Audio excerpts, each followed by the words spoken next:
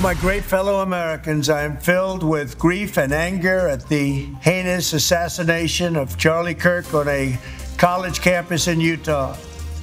Patuloy na pinaghahanap ng mga otoridad ang suspect sa pagpatay kay Charlie Kirk, isang conservative political activist na kilala bilang isang Trump loyalist at pasimuno ng right-wing youth activist group na nanguna sa pagkampanya sa Pangulo noong nakaraang halalan. Pinaslang ang kilalang youth conservative sa Utah Valley University kung saan ito nakatakdang magsalita patungkol sa pananaw ng conservative sa immigration, abortion at transgender.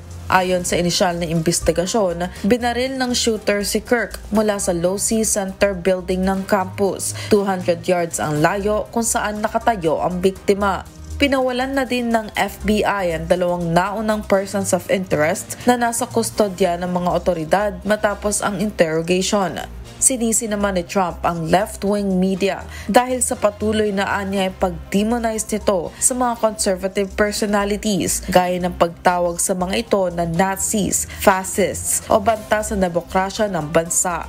It's a long past time for all Americans and the media to confront the fact that violence and murder are the tragic consequence of demonizing those with whom you disagree.